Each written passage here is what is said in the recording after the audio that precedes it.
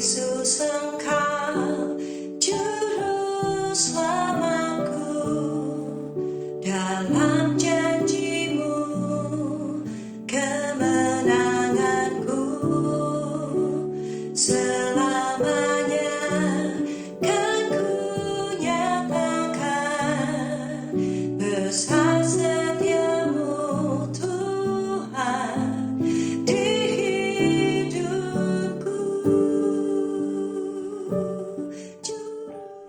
Mari sama-sama kita ucapkan Mazmur 91. Dalam lindungan Allah. Orang yang duduk dalam lindungan yang maha tinggi dan bermalam dalam naungan yang maha kuasa akan berkata kepada Tuhan, tempat perlindunganku dan kubu pertahananku, Allahku yang kupercayai. Sungguh, dialah yang akan melepaskan engkau dari jerat penangkap burung, dari penyakit sampar yang busuk. Dengan kepaknya ia akan melindungi engkau. Di bawah sayapnya engkau akan berlindung. Kesetiaannya ialah perisai dan pagar tembok. Engkau tak usah takut terhadap kedahsyatan malam, terhadap panah yang terbang di waktu siang, terhadap penyakit sampar yang berjalan di dalam gelap, terhadap penyakit menular yang mengamuk di waktu petang. Walau 1.000 orang rebah di sisimu dan 10.000 di sebelah kananmu, tetapi itu tidak akan menimpamu. Engkau hanya menontonnya dengan matamu sendiri dan melihat pembalasan terhadap orang-orang fasik. Sebab Tuhan ialah tempat perlindunganmu, yang maha tinggi telah kau buat tempat perteduhanmu. Malapetaka tidak akan menimpa kamu, dan tulah tidak akan mendekat kepada kemahmu. Sebab malaikat-malaikatnya akan diperintahkannya kepadamu untuk menjaga engkau di segala jalanmu. Mereka akan menata engkau di atas tangannya, supaya kakimu jangan terantuk kepada batu. Singa dan ular tedung akan kau langkahi. Engkau akan menginjak anak singa dan ular naga. Sungguh hatinya melekat kepadaku, maka aku akan meluputkannya. Aku akan membentenginya, sebab ia mengenal namaku. Bila ia berseru kepadaku, aku akan menjawab. Aku akan menyertai dia dalam kesesakan. Aku akan meluputkannya dan memuliakannya. Dengan panjang umur akan kukenyangkan dia, dan akan kuperlihatkan kepadamu keselamatan daripadaku. Amin. Ku tetapkan hatiku untuk percaya tanpa syarat, takkan goyah. Ku nyatakan imanku untuk setia, senangkan hati.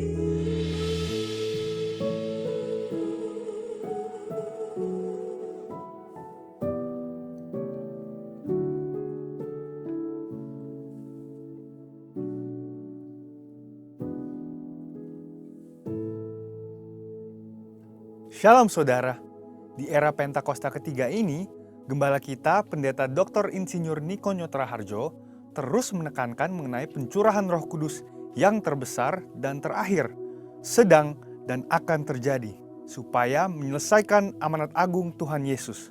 Nah, kita perlu memahami bahwa amanat agung bukan hanya mengenai penginjilan untuk membawa orang-orang yang belum bertobat masuk ke dalam Kristus, namun mengenai mengajar orang-orang percaya supaya menjadi serupa dengan Kristus. Bagaimana hal tersebut dapat terjadi? Tuhan Yesus katakan, "Jadikan semua bangsa muridku." Pemuritan adalah bagian yang sangat penting dalam penyelesaian amanat agung Tuhan Yesus. Kabar baiknya, di seluruh dunia, hampir semua gereja memiliki program pemuritan yang sudah berjalan sejak gereja tersebut ada. Namun, pada tahun 2021, Dr. George Barna dari Barna Research memberikan satu statement yang mengejutkan sebagai hasil survei mendalam mengenai generasi muda. Dia berkata, pelayanan yang dilakukan oleh gereja selama 5 dekade terakhir sudah tidak dapat digunakan lagi kepada generasi muda saat ini. Pertanyaannya adalah, bagaimana kita menyesuaikan program-program pemuritan yang sudah ada supaya relevan dengan generasi kita saat ini?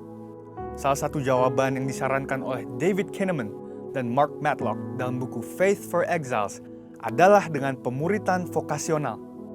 Pemuritan vokasional dikatakan dapat membangkitkan satu generasi muda untuk menjadi resilient disciples atau murid-murid yang tangguh. Ciri-ciri resilient disciples adalah yang pertama, hadir beribadah di gereja dan aktif, bukan hanya sekedar datang untuk beribadah saja. Yang kedua, mereka percaya penuh pada otoritas kebenaran firman Tuhan. Yang ketiga, mereka berkomitmen secara pribadi kepada Tuhan Yesus, yaitu percaya bahwa Dia disalibkan dan dibangkitkan dari kematian dan mengalahkan dosa dan maut.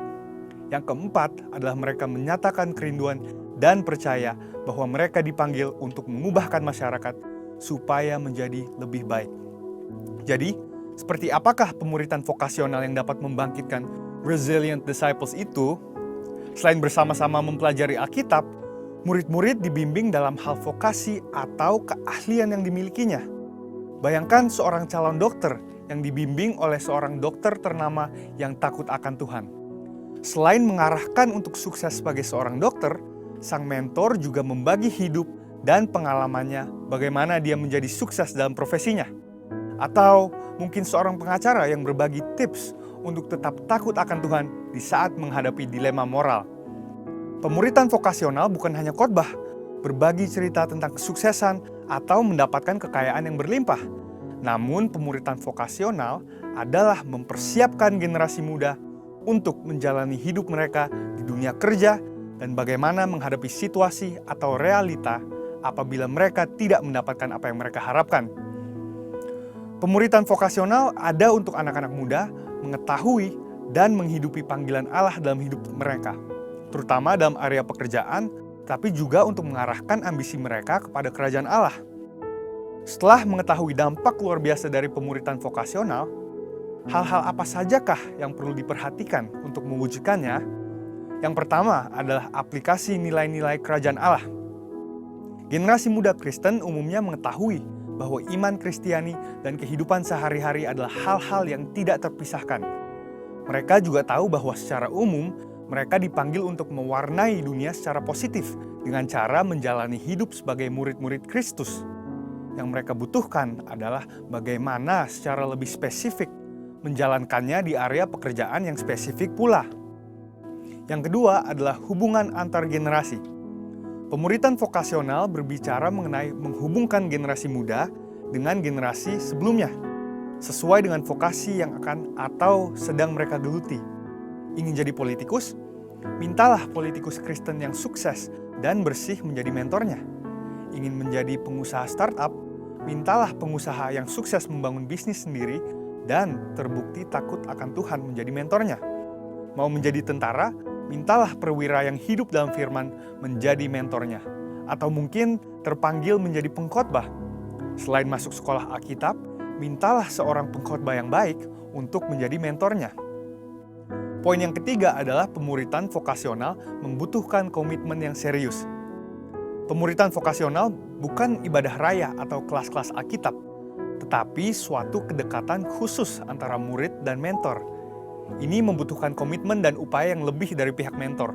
Sang mentor membagikan bukan hanya hal-hal baik yang dia terima dan yang dilakukan dalam bidang pekerjaannya, tetapi juga dengan terbuka mengenai pengalaman buruk yang dialaminya. Mentor membagikan bagaimana ia menang atas semua hal itu. Dengan kuasa Roh Kudus di era Pentakosta ketiga ini dan melalui pemuritan vokasional, kiranya dibangkitkan generasi Yeremia yang menjadi resilient disciples. Saudara, untuk penjelasan lebih lengkapnya dari tim teologi kami, silahkan klik link yang ada di atas atau scan QR Code yang tersedia. Tuhan Yesus memberkati. Haleluya, happy Sunday Church. Mari bersama-sama yang terbaik buat Tuhan kita yang luar biasa. Saudara yang percaya Tuhan hadir di kawasan ini, boleh sama-sama yang kita berdiri. Haleluya, terima kasih ya Tuhan. Mari sama-sama berdoa pada terima kasih Tuhan. Bapak kami berterima kasih buat hari ini, buat hari yang Kau jadikan buat setiap kami. Kami rindu memberi yang terbaik di hari Minggu ini Tuhan. Dan setiap pujian penyembahan kami kepadamu. Tuhan, kami rindu biar hadirat-Mu hadir di tempat ini buat setiap kami, memenuhi kami Tuhan. Sehingga yang sakit disembuhkan, yang lemah dikuatkan, dan kami percaya yang bimbang kembali diteguhkan hatinya. Tuhan. Terima kasih Bapak. Di dalam nama Tuhan Yesus. Haleluya. Amin. Ayo sorak-sorak buat Tuhan Yesus, saudara. Haleluya. Kau yang besar, Kau yang hebat Tuhan. Kau yang mulia, kami tinggi karena mulia. Yes, Lord. Kau selalu Tuhan.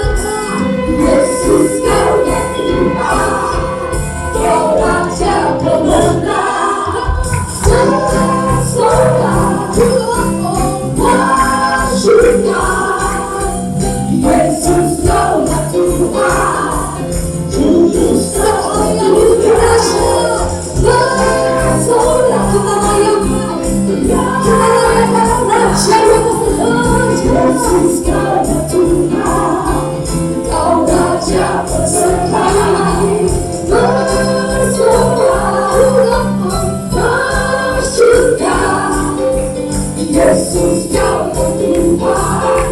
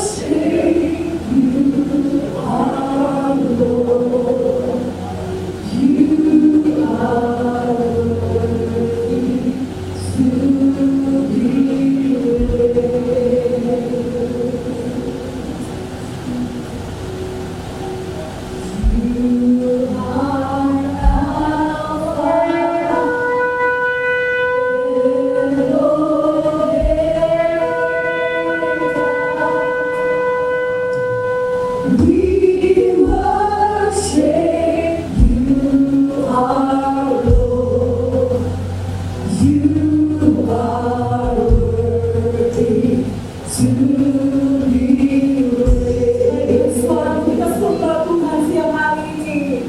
Haleluya.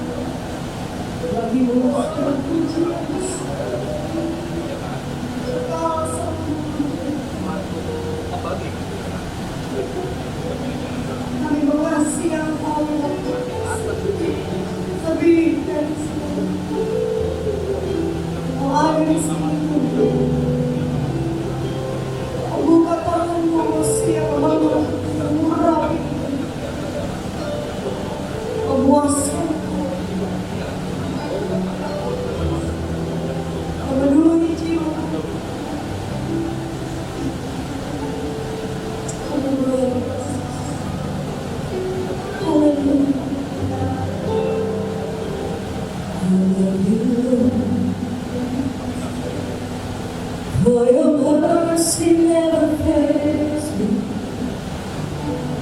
All my days I've been held in your hand. From the moment that I wake up until I lay my head, oh, I will sing of the goodness of God. Tepuk tangan buat Tuhan.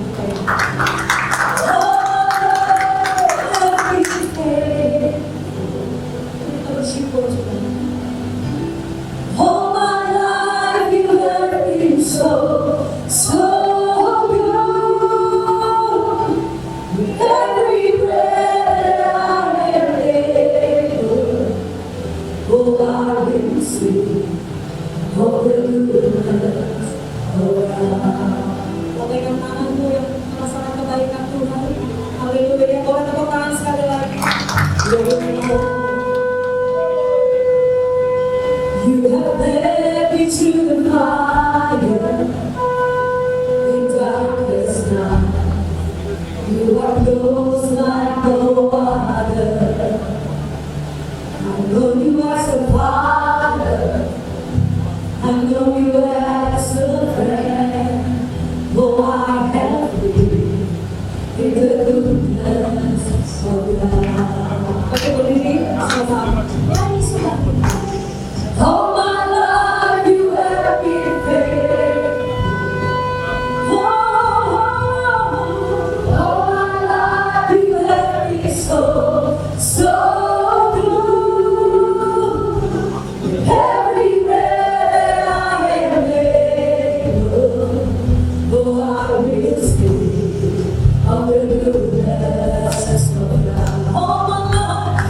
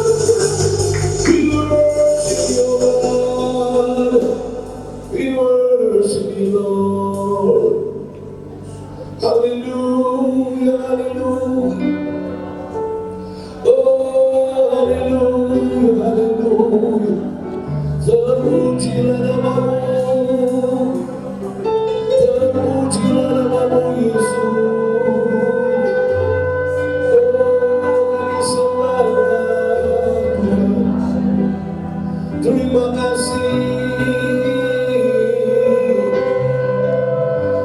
Oh, thank you, Lord.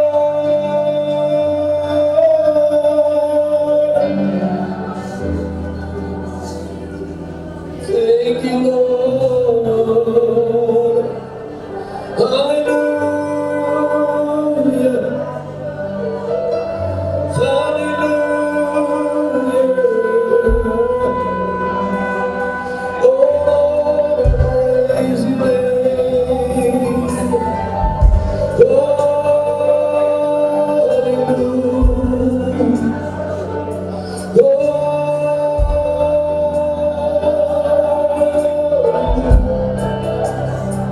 yeah, terima kasih.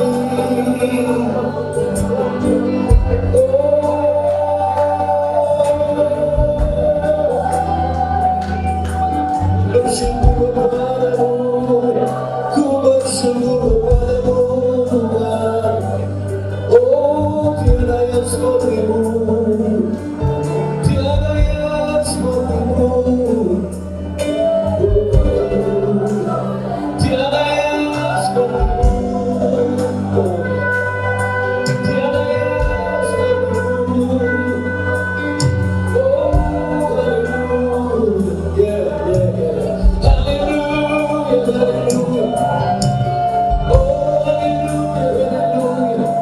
You are my God, you are my Lord. You're my champion. You're my champion. Hallelujah.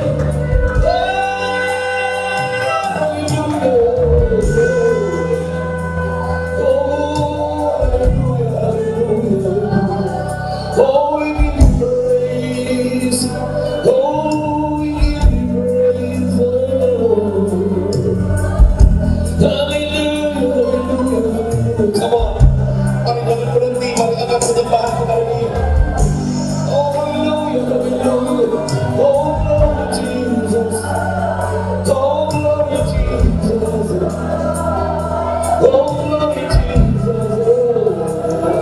Oh, glory Jesus. Oh, glory Jesus.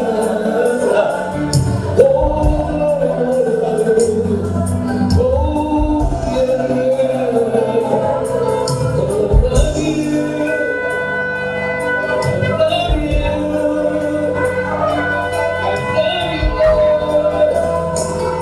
I love you,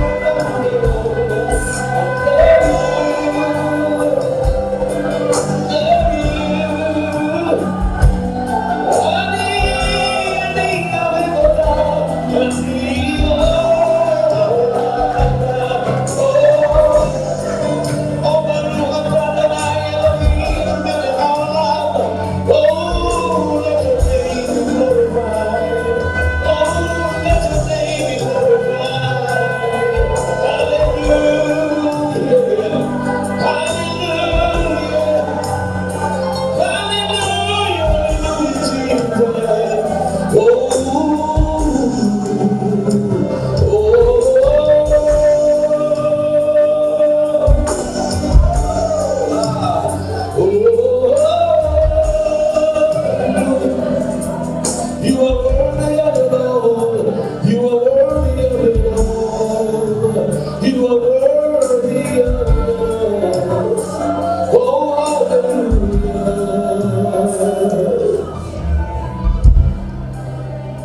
Apa dalam pengertian menaikkan syukur kepadamu? Mengucap syukur buat anugerah yang beri atas kami pada hari-hari ini. Terima kasih Roh-Mu yang kudus yang memberikan kami pemahaman kebenaran firman-Mu, sehingga kami mengerti apa yang menjadi bagian kami di tengah-tengah kekelaman.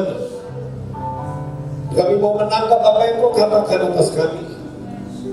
Bersama-sama Tuhan kami hadir, baik secara live streaming maupun secara onsite, bersama-sama dengan GBI Wow, bersama dengan Sunday One of Life. Kami mengucap syukur bahwa Engkau yang telah memilih kami buat karya yang terbesar yang telah Kau adakan untuk orang-orang yang Kau kasihi dan orang-orang yang Kau tebus. Paling pada hari ini kami telah berkumpul bersama-sama ya Abah. Bukakan kebenaran firman-Mu supaya kami mengerti dan kami tidak terombang-ambing perjalanan hidup kami. Taruhlah perkataan-Mu di dalam mulutku. Aku mau ikuti apa yang Kau mau ya Roh Kudus, supaya nama-Mu dipermuliakan dan kehendak-Mu terjadi dan tergenapi. Kami sambut firman-Mu in the mighty name, nama yang berkuasa di langit, di atas bumi dan di bawah bumi. Itulah Yesus dari Nazaret, Raja orang Yahudi yang adalah Raja dan Penebus kami semua. Haleluya. Amin. Shalom, selamat pagi Bapak Ibu Saudara. Shalom. Saya juga menyapa buat saudara-saudara yang menyaksikan lewat live streaming Sunday Word of Life bersama dengan BBI Law pada pagi hari ini. Kita bersyukur bersama-sama kalau kita dapat beribadah dan berkumpul bersama-sama. Ya. Apa yang Tuhan taruh dalam hati saya yang akan saya bagikan buat Bapak Ibu Saudara sekalian yang ada di tempat ini dan juga di live streaming. Bagaimana sebenarnya kehidupan orang percaya di tengah-tengah kekelaman seperti ini. Ada nubuatan yang sebenarnya harus segera terjadi. Saya mau kita lihat flashback di Yesaya pasal yang ke-60. Yesaya 60 ayat 1 sampai 3 kita mau lihat. Lalu saya mau sampaikan tentang, karena kita ada di bulan yang spesial sebenarnya, bulan Maret ini adalah bulan masih, kalau dari kami masih kami dalam perenungan Paskah yang sangat dalam. Tapi mari kita lihat dulu Yesaya pasal yang ke-60 ayat 1 sampai ayat yang ke-3. Dalam Yesaya 60 ayat 1 sampai ayat 3 kita akan lihat. Mari kita baca bersama-sama dengan suara kuat. 1, 2, 3. Bangkitlah, menjadi teranglah, sebab terangmu datang dan kemuliaan Tuhan terbit atasmu. Sebab sesungguhnya kegelapan menutupi bumi, kekelaman menutupi bangsa-bangsa, tetapi terang Tuhan terbit atasmu dan kemuliaannya menjadi nyata atasmu. Bangsa-bangsa berduyun-duyun datang kepada terangmu dan raja-raja kepada cahaya yang terbit bagimu. Nah, kalau kita perhatikan apa yang tertulis dalam Yesaya 60 ayat 1 sampai 3, ini berbicara tentang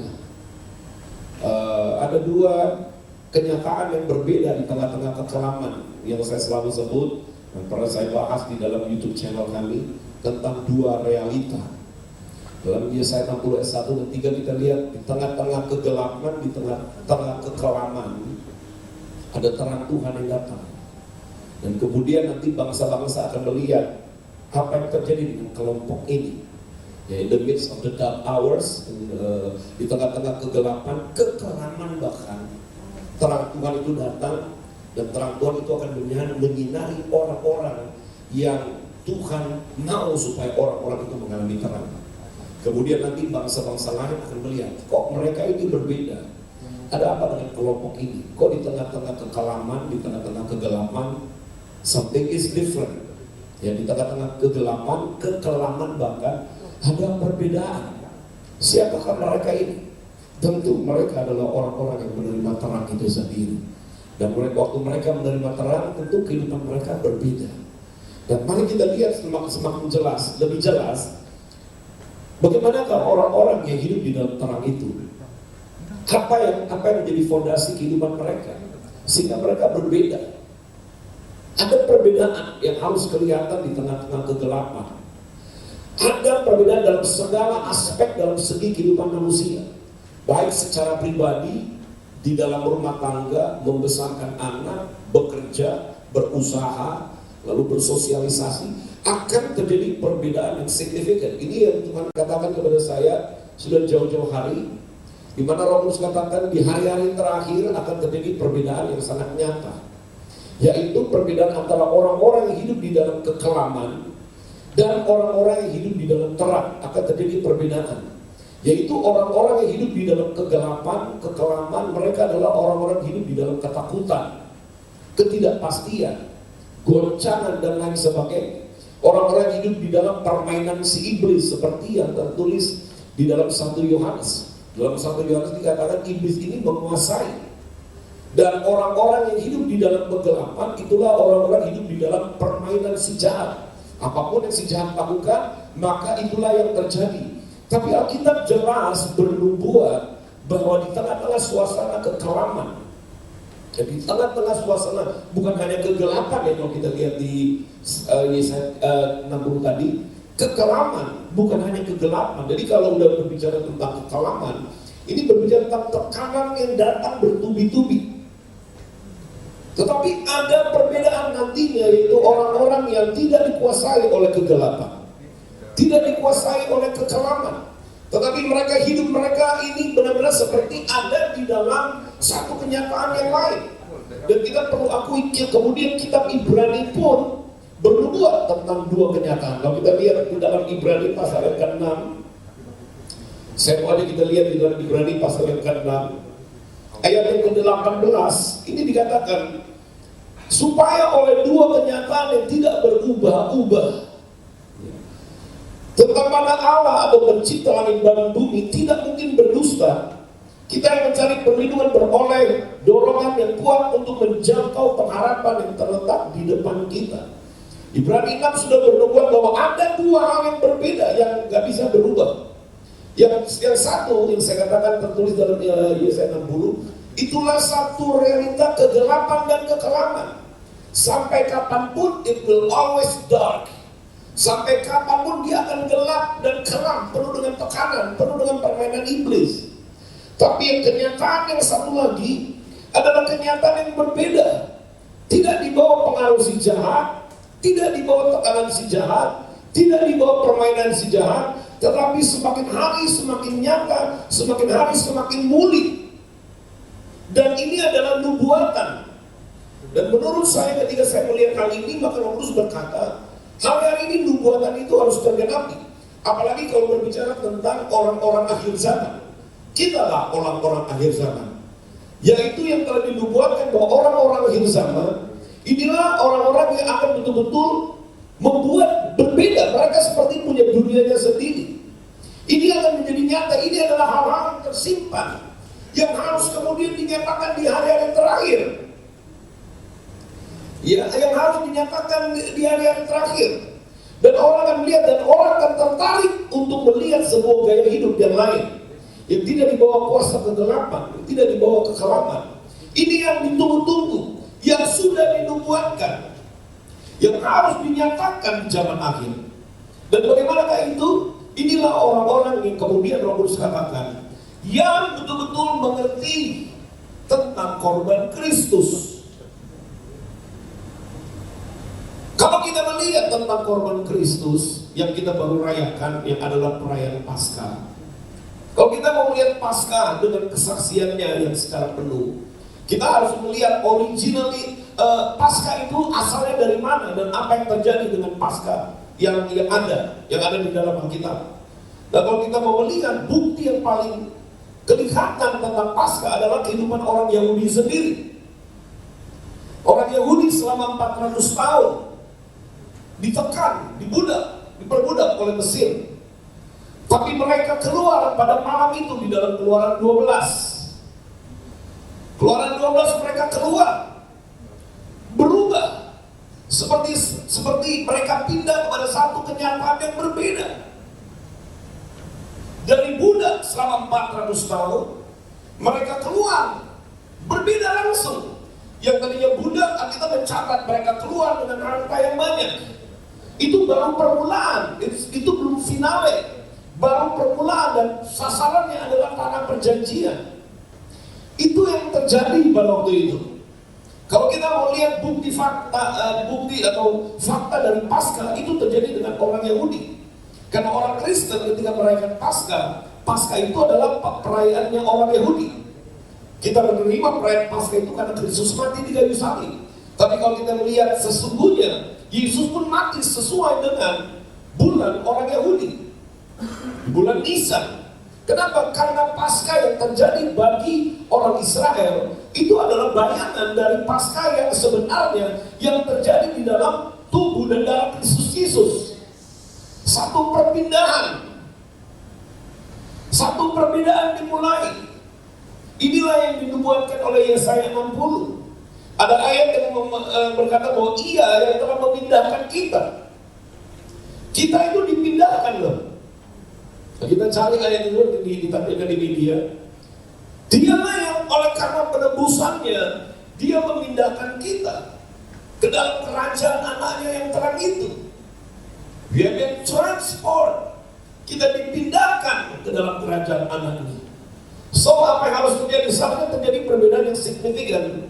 Sama ya, Kolose 1 ayat 13. Ia telah melepaskan kita dari kuasa kegelapan dan memindahkan kita ke dalam kerajaan anaknya yang kekasih. Kalau terjadi dengan bangsa Israel, waktu mereka betul-betul pada malam itu dalam Keluaran 12, terjadi betul-betul perpindahan yang sangat jelas, di mana musuh yang selama itu menguasai dan menekan mereka, Firaun, Mesir, dan segala budaya mereka. Tapi that night, malam itu, seperti yang Tuhan sampaikan kepada Musa pada malam hari itu, inilah menjadi tanda bagimu, dikatakan. Kemudian kamu harus merayakan turun-temurun sebagai peringatan. Dan sampai hari ini orang Yahudi merayakan Paskah. Kenapa? Telah terjadi betul-betul suatu perpindahan. Yang tadinya mereka budak, tapi malam hari itu mereka lepas. Dan mereka berjalan sampai mereka masuk ke dalam tanah janji. Sekalipun di tengah jalan ada saja orang yang binasa karena ketidakpercayaan mereka. Tapi Tuhan menggenapi janjinya. Tuhan membuktikan pada waktu malam itu terjadi kelepasan, dan kelepasan yang total, di mana musuh pada waktu itu tidak bisa menahan lepasnya bangsa Israel. Dan akhirnya orang Yahudi merayakan Paskah menjadi perayaan yang besar-besaran, karena mereka tahu bangsa Israel lahir dari Paskah. Mereka tahu. Lalu waktu saya lihat itu, saya mulai berpikir, bagaimana dengan orang Kristen? Apakah terjadi hal yang sama? Satu perpindahan, satu pengenalan. Lalu saya mulai mengamati bagaimana orang Kristen dengan Paskahnya jauh berbeda dengan orang Yahudi. Orang Yahudi di dalam perayaan Paskah, sebulan sebelumnya mereka sudah ada persiapan. Di dalam Syabat mereka ada 4 kali Syabat untuk mempersiapkan Paskah. Begitu bulan Paskah mereka 7 hari lagi perayaan. Luar biasa perayaan mereka. Kenapa? Tuhan menggenapi janji. Sehingga betul waktu disampaikan, kamu harus rayakan itu turun-temurun, menjadi permulaan baru bagimu. Your life is changed. Your status, your identity was changed. Used to be a slave, tadinya budak, no longer a slave.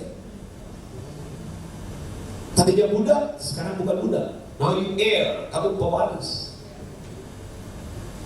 Yang tadinya budak gak terima warisan apa-apa. Tapi malam hari itu berubahlah identitas mereka menjadi pewaris.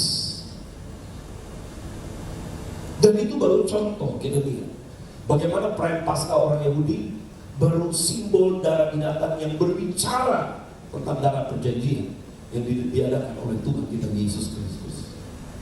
Kalau kita lihat apa yang terjadi dengan orang Yahudi, dengan tanda atau simbol terjadi kelepasan yang sungguh-sungguh.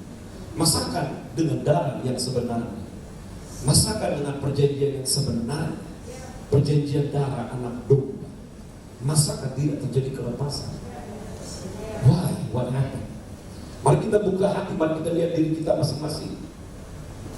Kenapa tidak terjadi? Lalu saya mulai mengamati dan saya mulai menganalisa bahwa ada sesuatu yang salah di dalam fondasi kehidupan orang percaya. Saya bisa katakan demikian. Kenapa? Bagi orang Yahudi, fondasi mereka dalam hidup mereka adalah Paskah. Mereka menjadi bangsa yang hebat karena Paskah. Mereka menjadi orang-orang hebat sampai hari ini semua karena Paskah. Kenapa saya tahu demikian? Tuhan berbicara kepada Musa supaya Musa memberitakan kepada para kepala-kepala rumah tangga untuk mengajarkan kepada anak-anak mereka turun-temurun dalam Ulangan 6. Ini harus diajarkan supaya ini jadi fondasi, jadi filosofi, jadi apapun harus berdasarkan perjanjian. Kita lihat Ulangan 6. Haruslah kau mengajarkannya berulang-ulang kepada anak-anakmu dan membicarakannya. Apabila kamu duduk di rumahmu, apabila sedang dalam perjalanan, apabila kau berbaring, apabila kau bangun. Kalau Anda lihat ekstrim, in the family tidak ada yang dibicarakan lain, harus Paskah. Supaya ini menjadi fondasi dalam kehidupan mereka. Everything must based on the covenant. Semua harus berdasarkan perjanjian. Ternyata saya amati, bangsa pilihan memang harus dibangun dari dasar perjanjian. Blessing itu mengalir karena ada perjanjian. Kalau tidak ada perjanjian, blessing tidak akan pernah turun. Saya melihat dalam Alkitab, buat orang-orang yang mengerti tentang perjanjian, maka berkat itu muncul, turun begitu luar biasa. Nah ternyata perjanjian yang Tuhan ajarkan kepada bangsa Israel melambangkan perjanjian yang sesungguhnya, itu perjanjian darah anak domba, perjanjian Tuhan kita Yesus Kristus. Itu yang terjadi dengan bangsa Israel. Dan waktu saya melihat kehidupan orang Kristen, saya bilang, wah ini ada salahnya ini kita ini. Kita tidak dibesarkan dari dasar perjanjian. Di rumah kita tidak dibicarakan tentang Paskah. Akhirnya dosa kembali mengikat orang-orang percaya. Ketakutan, intimidasi menguasai orang-orang percaya. Kesulitan. Padahal kalau kita lihat apa yang Tuhan katakan tentang perjanjian ini, buat bangsa Israel ketika mereka betul-betul keluar dari perbudakan sampai mereka memasuki tanah janji, sekalipun waktu mereka mau memasuki tanah janji ada raksasa-raksasa. There are giants in the promised land. Ada raksasa-raksasa di tanah janji. Tuhan membuktikan sekali lagi supaya dicatat di dalam Alkitab. Kalau dia melepaskan satu bangsa dengan perjanjian darah, lalu mau masuk ke tanah janji harus ada raksasa, suku enak dan lain sebagainya. Tetapi oleh karena Tuhan sudah membuat perjanjian di sana untuk mereka keluar, waktu mereka masuk, sekalipun ada raksasa, tetap mereka mewarisi tanah janji. Haleluya! Anda bisa lihat itu. Kalau Anda lihat kehidupan orang Israel, mereka tidak dilatih berperang. Mereka tidak punya pengalaman dalam berperang. Ya karena mereka budak. Kapan mereka ada waktu untuk berperang? Mereka budak. Tapi begitu mereka mau masuk tanah janji, ada raksasa. Habis juga raksasa di tangan mereka. Karena mereka adalah orang-orang yang memegang perjanjian, dan Tuhan berbicara kuat dalam hidup mereka. Dan mereka masuk, sampai waktu mereka masuk,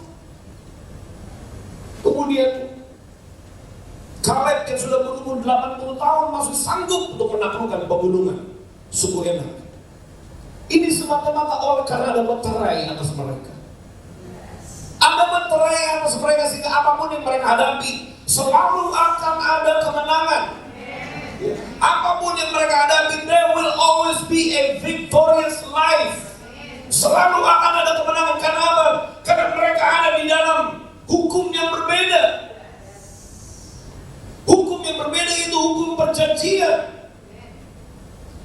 Dan ketika mereka memegang hukum perjanjian itu, apa saja yang mereka perbuat berhasil. Berhasil. Saya melihat hal ini, kemudian saya melihat kehidupan orang Kristen. Apa ya? Padahal kalau di dalam Alkitab, kalau Tuhan berbicara janji Tuhan, ribuan janji Tuhan. Tapi kenapa orang Kristen ini di dalam Allah mengalami janji Tuhan? Kenapa seperti orang Kristen susah mengalami janji Tuhan? Kenapa dikuasai oleh ketakutan dan lain sebagainya? Kenapa usahanya seret-seret? Kalau lihat di dalam Alkitab, berbicara tentang dunia usaha, Alkitab ngomong apa saja kamu berbuat itu akan berhasil. Orang-orang yang memahami tentang perjanjian, maka hidupnya akan diikuti oleh keberhasilan. Raja Daud berkata begini, kebaikan, kebajikan, dan kemurahan Tuhan itu yang mengikuti aku. Aku diikuti oleh kebajikan dan kemurahan Tuhan. Kenapa? Karena inilah orang-orang yang mempunyai meterai. Sampai Tuhan ngomong begini, saudara harus tahu bahwa waktu Tuhan ngomong sama Abraham, aku mau buat janji untuk keturunanmu, ya. Dan perjanjianku aku akan buat kamu dan buat keturunanmu. Dan ini akan jadi tanda buat keturunanmu. Itu Tuhan ngomong apa? Sebagai tanda perjanjian harus disunat. Sunat artinya sebuah peringatan tentang perjanjian. Every male, setiap laki-laki harus disunat. Supaya sekarang setiap laki-laki dia akan jadi kepala, dia akan jadi pemimpin, dia akan jadi imam. Itu panggilan laki-laki. Laki-laki panggilannya menjadi kepala, menjadi pemimpin, menjadi imam, orang garis depan. Jadi Tuhan bilang setiap laki-laki harus disunat. Kenapa? Supaya mereka tahu bahwa mereka terikat di dalam perjanjian. Kemudian akhirnya ya begitu. Urusan sunat menyunat akhirnya lebih terkenal tetangga kita, Om Ismail. Tapi itu sebenarnya berbicara tentang bagaimana Tuhan tahu supaya setiap laki-laki dalam rumah tangga memahami tentang yang namanya covenant in the flesh. Perjanjian Tuhan di dalam tubuh mereka. Untuk membuktikan, karena Tuhan kan tahu bahwa gara-gara Adam dan Hawa dosa masuk dan dosa menguasai manusia. Tapi Tuhan mau mengadakan perbedaan di tengah-tengah kegelapan, di tengah-tengah kekelaman harus ada perbedaan. Itulah orang-orang yang hidup di dalam perjanjian. Nah, Tuhan ngomong tentang perjanjian kepada Abraham, dan Tuhan bilang ini perjanjian ini dimeteraikan dalam sunat sampai turun kepada generasi di bawah. Pada waktu 400 tahun lamanya, waktu mereka menjadi bangsa di tanah perbudakan yang bukan milik mereka, mereka harus keluar. Mereka keluar dari perbudakan bukan karena kekuatan mereka, tapi oleh karena perjanjian yang aku buat dengan kamu. It's fulfilled. Tergenapi. Mereka keluar. Terus berjalan sampai tanah perjanjian. Kenapa saja mereka berbuat sampai hari ini berhasil? Saya terus menerima informasi sampai sekarang. Orang Israel hidupnya di sana.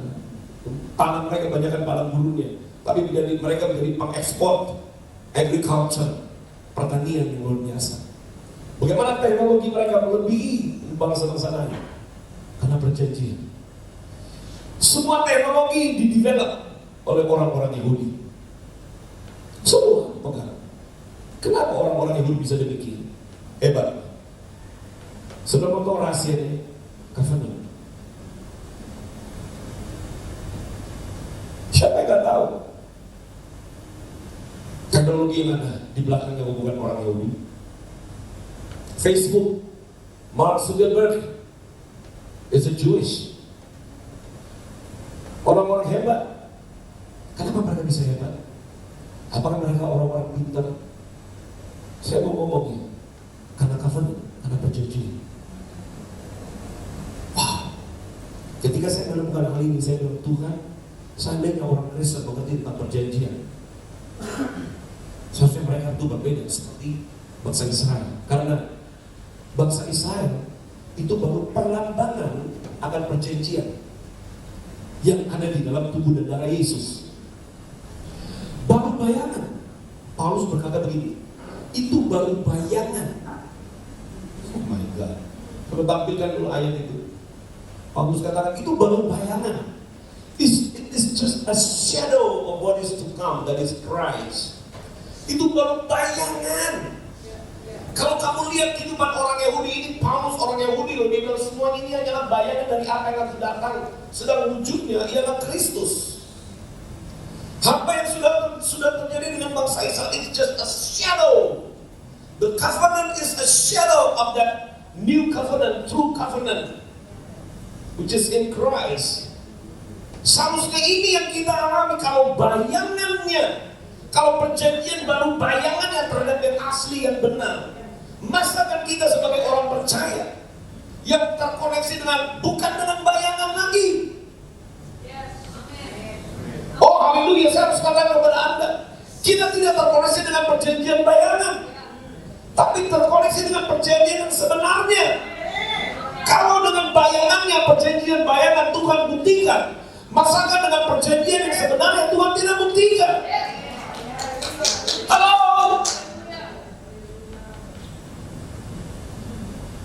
Dan ini sebuah kesehatan, sebuah tantangan dari Roh Kudus menyikapi hal ini. Saya berkata, Tuhan, berarti sudah kehilangan lama ini pemahaman ini. Harus kembali. Kalau Anda mau melihat sebuah perbedaan dalam hidup, mari perhatikan hidup kita mulainya dari mana. Di mana akan hidup kita mulai ini? Kalau orang Yahudi tahu, hidup mereka dimulai dari Paskah, karena mereka keluar dari Paskah. Kita orang Kristen, kita harus menyadari bahwa seharusnya hidup kita juga dimulai dari Paskah. Saatnya hidup kita dimulai dari perjanjian. Saatnya kita membicarakan itu di rumah-rumah kita tentang perjanjian ini, supaya blessing yang ada itu tergenapi dalam kehidupan kita. Saya lumayan sedih ya, lahir dari keluarga Kristen juga. Waktu mata saya terbuka bagaimana orang Kristen merayakan Natal, hebat, baju baru, ya dress baru kan, sepatu baru juga, perayaannya hebat, galang dana lagi ya untuk Natal. Tapi ketika perayaan Paskah, saya bingung, sepi. Padahal orang Yahudi Paskah itu heboh, besar. Tapi orang Kristen ya cuma Jumat Agung tok, perjamuan kudus, angkat togen anggur, nangis sebentar, itu udah. But the Jews, we celebrate weeks times, malah merayakan 1 minggu penuh perayaan itu. Makanya Tuhan bela mereka.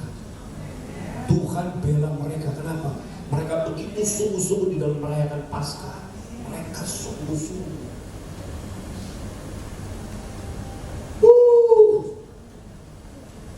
Tapi orang Kristen, makanya fondasinya gak ada. Tapi belum terlambat. Selama Anda masih ada, masih hidup, masih bernafas, mari kita memulai. Sekalipun mungkin pada umumnya perayaan Paskah, saya sih sarankan kalau bisa Pak Iwan, mulai tahun depan Paskahnya harus meriah lebih daripada Natal. Kenapa? Inilah basis kehidupan orang Kristen. Bayangkan kalau gak ada Paskah, hidup kita gimana? Kalau tidak ada kematian Yesus, hidup kita gimana? Tapi kalau kita merayakan perayaan kematian dan kebangkitannya seperti orang Yahudi dengan bersungguh-sungguh, berkat yang sama itu akan dialami. Karena Tuhan tidak main-main dengan nubuatannya. Dalam Yesaya 60, perbedaan di tengah-tengah kegelapan, terang Tuhan itu adalah kemuliaan buat orang-orang yang menerima. Dalam doa saya berkata, Tuhan, saya kepingin lihat, karena Roh Kudus ngomong loh, melalui pemahaman Paskah yang benar dan dalam, akan banyak terjadi mujizat-mujizat yang baru, akan banyak terjadi terobosan-terobosan yang baru. Dan kemudian saya mengerti karena Roh Kudus katakan, Paskah seharusnya menjadi hukum perjanjian kehidupan. Pesach bahasa Ibrani, supposed to be the law of life, harusnya menjadi hukum kehidupan. Kalau dia sudah menjadi hukum kehidupan, maka dalam kehidupan kita terjadi kehidupan yang sesungguhnya. Tetapi sudah banyak terjadi misunderstanding dan lain sebagainya dengan kehidupan kekristenan. Akhirnya kepenuhan dari janji Tuhan tidak teralami karena fondasinya bercampur baur. Padahal harus satu fondasi Paskah. Kalau ada lihat jemaat mula-mula, mereka tidak banyak fondasi. Apalagi jemaat mula-mula kan belum ada Alkitab. Apa yang harus mereka bahas di dalam pertemuan? Enggak ada lagi. Satu-satunya orang teologian di dalam murid-murid Tuhan cumalah Paulus. Dia teologinya teologi Yahudi juga. Jadi tidak ada lagi. Tapi bagaimana kehidupan mereka luar biasa. Paulus dan teman-teman yang cuma punya satu fondasi, itu fondasi Paskah. Nggak ada fondasi yang lain. Makanya perbedaannya kalau saya lihat dengan kehidupan orang Kristen yang sekarang masih jauh berbeda. Padahal kita sudah advance, sudah ada teknologi seperti begini. Tapi kalau lihat kehidupan zaman mula-mula masih kalah fenomenalnya. Teknologi belum canggih, Alkitab juga belum ada, belum lengkap mereka dalam penulisan. Tapi terbukti di dalam Alkitab. Coba Henry cari itu kata, tidak seorang pun berkekurangan dalam kehidupan mereka. Gak ada seorang pun yang berkekurangan. And yet Bible belum sempurna. Tapi dicatat dalam Kisah Rasul bahwa kekurangan tidak ada pada mereka. Apa yang membuat mereka berbeda? Ini dia ayatnya, Kisah Rasul 4 ayat 33 dan 34. Dan dengan kuasa yang besar rasul-rasul memberikan kesaksian tentang apa? Kebangkitan Tuhan Yesus, si Paskah. Dan mereka semua hidup dalam kasih karunia yang melimpah-limpah. Sebab tidak ada seorang pun yang berkekurangan di antara mereka. Oh my God. Bukti loh.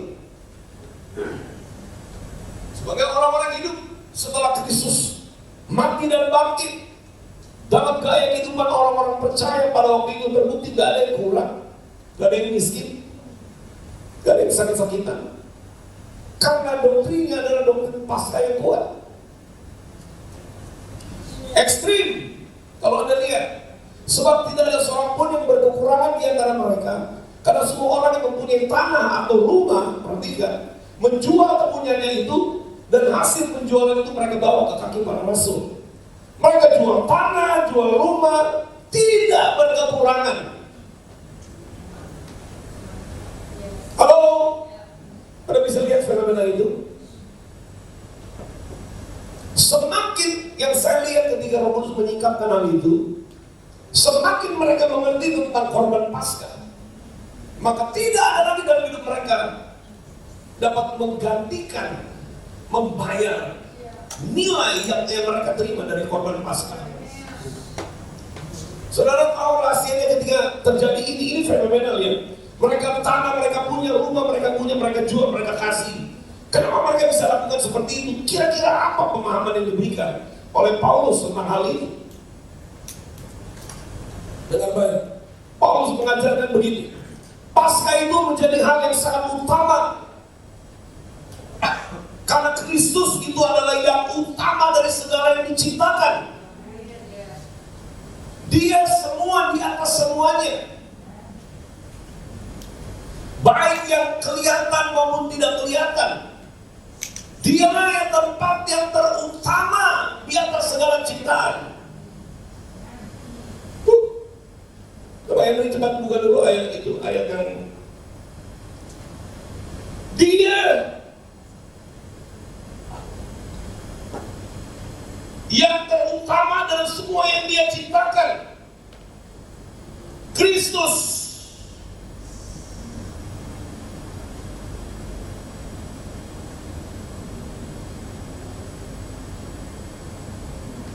Kolose 1 ayat 15. Dalam Kolose 1 ayat 15 dikatakan,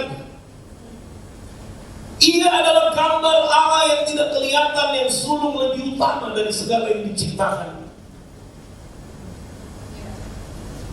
Dia yang utama. Kemudian ayat 16 berkata, karena di dalam Dialah telah diciptakan segala sesuatu yang ada di sorga dan yang ada di bumi, yang kelihatan dan yang tidak kelihatan, baik singgasana maupun kerajaan, baik pemerintah maupun penguasa. Sebab segala sesuatu diciptakan oleh Dia dan untuk Dia. Oh haleluya. Anda lihat itu? Saya mau Anda lihat ayat 15-16 ini. Ini Paulus ngajarin mereka, dan terbukti, termanifestasi dalam hidup mereka, bahwa hidup mereka tidak berkekurangan. Mereka jual tanah, mereka jual rumah, tetap saja tidak berkekurangan. What is the secret? Apa yang menjadi rahasia? Itulah rahasianya di mana Paulus beritakan tentang nilai dari Paskah. Paulus katakan karena Paskah ini Yesus menjadi yang tertinggi dari semua yang ada, baik yang belum ada maupun yang sudah ada. Itu bukti ayat ini. Bisa lihat situ? Bapak Ibu bisa lihat? Ia adalah gambar Allah yang tidak kelihatan, yang sulung garis bawahi, yang sulung dari semua, lebih utama dari segala yang diciptakan. Karena di dalam Dia diciptakan segala sesuatu yang ada di sorga, yang ada di bumi, yang kelihatan dan yang tidak kelihatan, baik singgasana maupun kerajaan, baik pemerintah maupun penguasa, which above all things. Anda bisa lihat ya itu. Sekarang Anda mengerti posisi Yesus ketika dia mengadakan perjanjian darah. Itu Paulus mendapatkan pewahyuan bahwa Yesus jadi yang sulung dari semua yang ada di atas. Waktu kami merayakan Paskah hari Kamis lalu, datang seorang pengusaha menghampiri saya, dan pengusaha itu ngomong, "Please Pak, doakan saya terpanggil untuk menjadi duta besar, sedang dalam fit and proper test." Saya bilang, "Bapak udah dengar gak pesan Paskah yang ini? Kalau kita mengerti, kita di atas pemerintah, di atas semuanya. Dan kalau Tuhan mau kita menduduki tempat yang ada yang Tuhan sediakan, kamu akan berhasil. Dalam dunia pemerintahan, dalam dunia politik, is far above. Yesus jauh lebih tinggi." Dan dengar ini pernyataan ini, di hari-hari terakhir, Roh Kudus katakan, buat orang-orang yang aku pilih, yang aku persiapkan, aku akan membawa mereka naik di atas tempat-tempat yang harus mereka duduki, supaya namaku dipermuliakan. Karena justru di hari-hari terakhir, kemuliaan Tuhan itu harus penuh, dan orang harus bisa melihat bukan sama-sama. Orang harus bisa melihat lewat hidup kita, something is different, ada sesuatu yang berbeda. Halo? Kalau Anda tangkap dari apa yang saya bagi di hari-hari ini, seharusnya Anda berkata, saya harus masuk. Dalam perjalanan berapa hari ini saya terus ngomong sama istri saya, kasihan ya kalau orang yang tidak punya visi dalam hidupnya. Mau gimana? Dalam rumah tangga gak ada visi, dalam dunia pekerjaan gak ada visi, mau sampai di mana? Tapi kalau mereka mengerti, mereka dibangun dari atas dasar yang ini, hidup mereka itu akan naik dan tidak ada turun, naik dan naik. Halo? Saya lagi berdoa, Tuhan munculkan orang-orang yang hebat, pengusaha-pengusaha yang hebat, oleh karena dasar fondasi Paskah. Bukan karena turunannya yang udah kaya, enggak. Bukan karena turunan bapak ibunya, nenek moyangnya yang udah harus pure lahir dari Paskah. Keberhasilan harus terjadi. Dan Tuhan bilang yes, itu harus tergenapi. Saya ngomong ini supaya baik bapak ibu yang hari ini on site dengan lewat live streaming menangkap bahwa Tuhan sedang memanggil orang-orang yang akan dimuliakan di hari-hari terakhir, tapi harus punya fondasi Paskah. Harus bisa menghargai Paskah seperti orang Yahudi menghargai Paskah. Harus bisa. Tapi kalau kita sambil lalu, bagaimana kita bisa mengalami? Lalu ada orang pernah ngomong ke saya, "Pak, kita beda dengan orang Yahudi." Saya tanya di mana bedanya? Mereka Taurat, kita kasih karunia. Saya bilang salah lu. Orang Yahudi lebih dulu mengalami kasih karunia. Orang Kristen belakangan. Siapa bilang orang Yahudi itu Taurat, kita kasih karunia? Itu pemikiran yang picik. Kasih karunia itu pada orang Yahudi duluan. Tapi orang Kristen kadang-kadang sombong tapi ngawur gitu ya. Padahal kasih karunia ada pada mereka. Musa pada waktu keluar, Musa ngomong sama Tuhan, biarlah kasih karunia itu ada pada kami. Dan Tuhan buktikan. Tuhan bilang, aku memberi kasih karunia kepada siapa yang memberi kasih karunia. Jadi istilah kasih karunia itu sudah ada duluan. Kita harus malu hati, kita harus belajar. Lalu kita pikir, kita nggak hidup di bawah hukum Taurat, kita harus tahu di dalam Yesus hukum Taurat digenapi. Jadi bukan kita tetap ada aturan. Kita harus tahu, kalau nggak begitu, kita bagaimana kita bisa mengalami apa yang Tuhan sediakan. Ya, jadi ketika saya menangkap hal ini, saya berkata, aduh Tuhan, kita udah kehilangan banyak. Mau sampai kapan? Ketika pandemi masuk di 2019 akhir, banyak orang yang jadi ketakutan hidupnya. Saya berdoa, Tuhan kita gimana ya gitu kan? Ini kalau dia masuk ke pandemi kita gimana posisinya? Gimana ini? Kemudian Roh Kudus ngomong bahwa kalau mereka tahu hidup mereka dibangun di atas perjanjian. Orang Yahudi itu Tuhan bilang begini, taruh tanda darah di atas ambang pintu supaya maut lewat. Maut itu lewat. Dan betul, maut itu lewat pergi ke rumah-rumah yang tidak ada tanda perjanjian. Dan saya berdoa, Tuhan, apakah ini ya? Kalau ada tanda Paskah, tanda darah dalam kehidupan orang percaya, seharusnya maut itu tidak menguasai. Dan di hari-hari terakhir harus ada penggenapan. Nah, kalau kita lihat kembali Kolose 1 ayat 15-16, hidup mereka tidak ada yang berkekurangan. Kenapa? Ternyata mereka mengerti bahwa Tuhan itu adalah yang sulung. Dan berbicara tentang sulung, orang Kristen pun di dalam menerapkan persembahan sulung salah tempat. Persembahan sulung diberikan di bulan Januari, padahal persembahan sulung ada hubungannya dengan Paskah.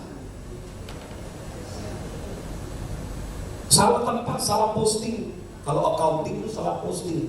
Kamu memberikan persembahan sulung di awal tahun Gregorian, padahal persembahan sulung adalah di Paskah, permulaan baru Paskah. Itu sebabnya karena salah posting, tidak ada terobosan. Padahal pada waktu Paulus ajar tentang kesulungan, lalu bangsa Israel, orang-orang di situ yang bertobat dan terima Yesus, waktu mereka melakukan itu, hidup mereka bertambah, tidak ada kekurangan. Nah, kita sudah banyak salah posting ini. Seharusnya Paskah jadi perayaan yang luar biasa. Seharusnya persembahan 2 sulung itu dilakukan di perayaan Paskah, tapi udah banyak salah posting, maka kehidupan kita jadi berantakan. Menurut saya di tahun 2022 kita harus benahi hal-hal yang postingnya salah. Kita harus kembali dibangun di atas dasar fondasi perjanjian baru. Dan kita harus tahu apa yang harus kita lakukan di dalam perayaan Paskah. Saya hanya menghimbau buat Bapak Ibu Saudara yang ada di sini. Karena kita salah posting. Bahwa sulung tidak diberikan bulan Januari, tapi diberikan bulan Paskah. Sebab kita sedang menghargai kesulungan daripada Yesus. Kalau kita melakukan demikian, kita akan alami seperti mereka. Jemaat mula-mula tidak ada kekurangan. Mereka menjadi orang-orang yang extreme giver. Ada tahu jemaat mula-mula? They become extreme giver, menjadi pemberi yang ekstrim. Tuh, dia ada begini, anak, rumah, extreme giver. Kenapa? Terbukti. Makin ekstrim mereka memberi, makin terbukti mereka tidak berkekurangan. Karena dasarnya benar. Dan ini yang saya mau katakan kepada Anda sebagai orang percaya hidup di area terakhir. Mari kembali kita melihat fondasi hidup kita bagaimana. Kalau fondasi hidup kita Paskah dan kita selaras dengan apa yang Tuhan katakan, kita pun akan mengalami seperti jemaat mula-mula. Hidup yang tidak berkekurangan. Justru di tengah-tengah kekelaman yang saya 60 tergenapi. Kita adalah orang-orang yang berbeda, yang semakin hari semakin naik sampai Kristus dapat kembali. Dan nama Tuhan menjadi nama yang mulia dan agung. Amin. Biarlah firman Tuhan ini menjadi penyikapan buat kita semua, dan akhirnya kita bertumbuhnya dengan benar. Jangan salah posting. Begitu kita salah posting, maka hidup kita jadi berantakan.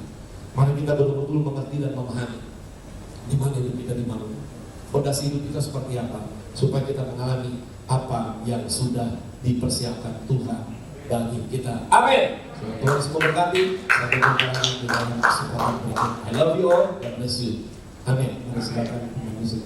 Bu yang dikasihi Tuhan, saya tergerak dan saya bergerak ya mengenai persembahan ini. Kemarin malam saya juga baru dengar satu kesaksian, sebagaimana mungkin ada beberapa yang mengetahui waktu kami mau memulai tempat ini ya, satu tempat yang baru. Kami perlu sarung untuk kursi-kursi ini gitu ya. Saya sempat ngomong, lalu seseorang dari pekerja tuh langsung, saya aja yang bikin sarungnya gitu ya. Dan saya dengar kesaksian dari dia, itu belum juga beres sarungnya, dia bilang ada orang yang datang ke rumahnya, jadi barang-barangnya yang udah lama nggak terjual, tiba-tiba orang itu datang ke rumahnya dan membeli begitu banyak barang-barangnya yang sudah lama tidak terjual gitu ya. Lalu satu lagi semalam saya baru dengar, waktu permulaan kita ibadah di tempat ini, seseorang bilang gini, dia ada satu proyek yang belum goal gitu ya, dan dia bilang gini, Tuhan kalau goal saya mau memberkati. Dia bilang wow gitu kan, saya mau memberkati rumah di tempat ini. Tapi tiba-tiba dia bilang gini, enggak deh, saya janji iman dulu. Dia janji imam, dia tulis janji imam, dia ada WhatsApp ke saya sama Kak Iwan gitu ya. Saya mau nabur untuk GB2 gitu. Semalam dia bersaksi, dia katakan luar biasa, dia katakan. Kenapa? Karena dia baru janji imam siangnya, malam harinya proyeknya itu goal gitu ya.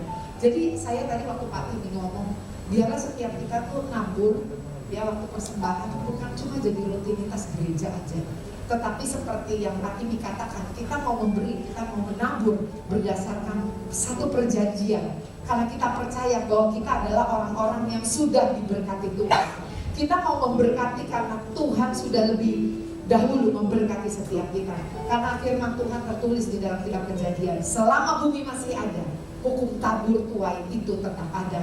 Kalau saya mau bergerak untuk berdiri di sini untuk kita sama-sama berdoa, karena saya rindu kita semua mengalami perjanjian yang dari Tuhan. Kita semua mengalami berkat yang berbeda yang dari Tuhan. Karena apa yang kita lakukan waktu kita menabur, waktu kita memberi persembahan, itu pun kita lakukan karena kita percaya, karena kita beriman kepada Tuhan sumber pemberi dalam kehidupan kita. Amin. Yuk kita satu hati kita berdoa. Bapa yang baik, Bapa yang luar biasa, Engkaulah sumber kehidupan, Engkaulah sumber segala sesuatu di dalam kehidupan. Tuhan, terima kasih untuk setiap benih kebenaran firman-Mu yang sudah ditaburkan di dalam kehidupan kami pada hari ini. Dan kalau sebentar kami mau menabur Tuhan, kami mau menjadi berkat atas rumah-Mu Tuhan. Kami mau menjadi berkat atas tubuh Kristus di tempat ini Tuhan. Kami mau melakukannya dengan iman percaya kepadamu.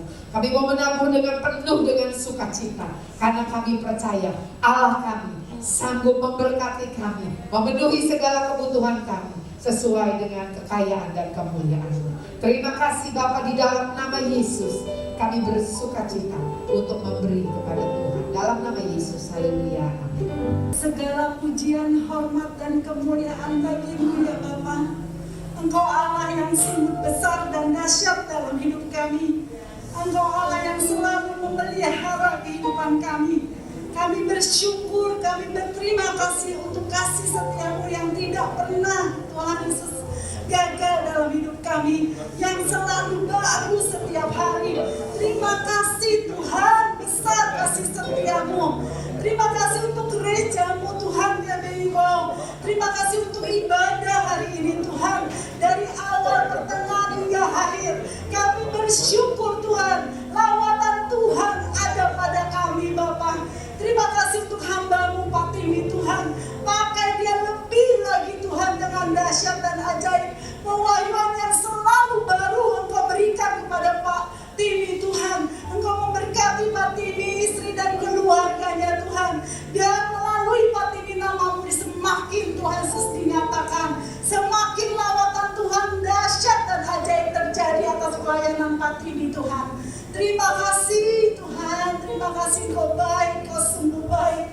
Biar kami semakin dekat dengan-Mu Bapa, semakin hidup kudus dan menyenangkan hati-Mu, agar kami sungguh-sungguh Tuhan mengerti maksud Tuhan dalam hidup kami, sehingga di dalam pelayanan kami bukan agenda kami, tetapi agenda Tuhan yang kami lakukan dalam pelayanan ini Tuhan. Terima kasih Tuhan, biar nama-Mu semakin dimuliakan, semakin ditinggikan Tuhan. Kami berdoa buat Kuningan City, di mana Tuhan mau yang kami gunakan setiap hari Minggu. Tuhan terima kasih, tidak secara kebetulan Tuhan kami beribadah di sini. Ini semua rencana Tuhan. Kami berdoa buat mall ini Tuhan, biar lawatan Tuhan terjadi atas mall ini Tuhan Yesus.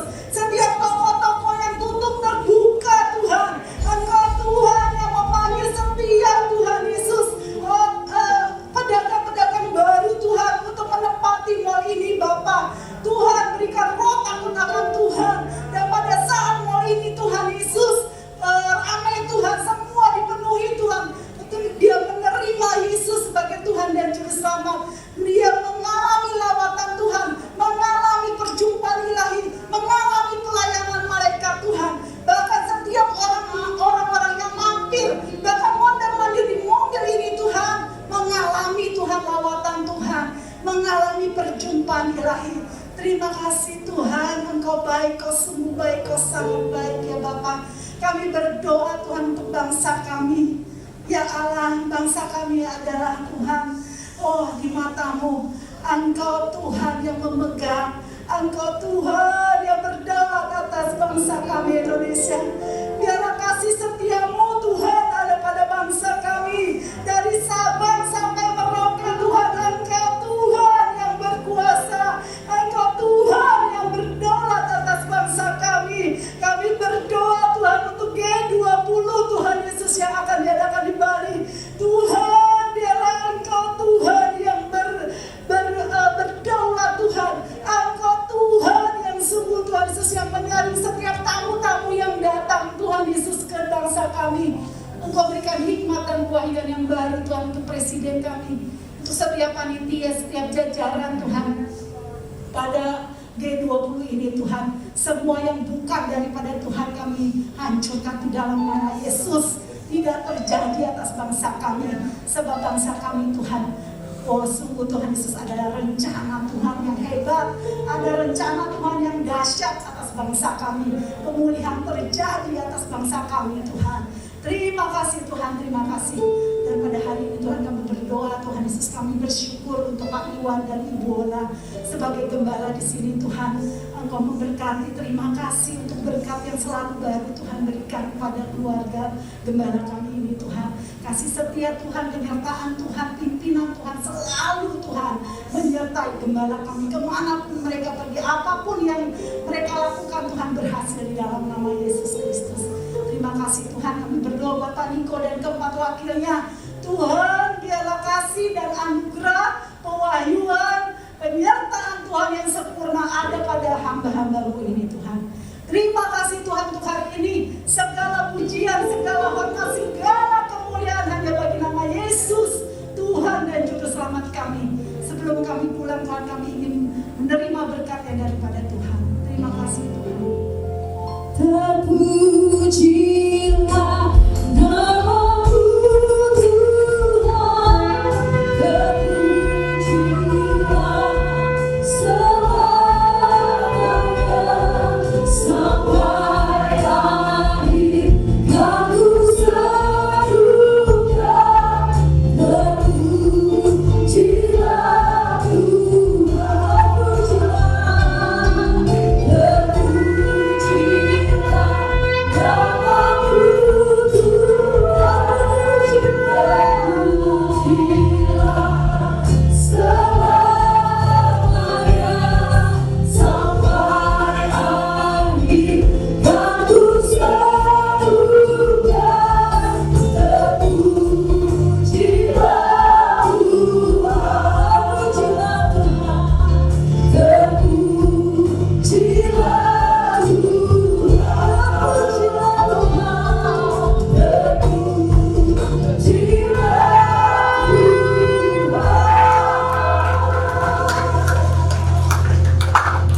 Mari kita mengangkat tangan kita, arahkan hati dan pikiran kita untuk menerima berkat dari Tuhan.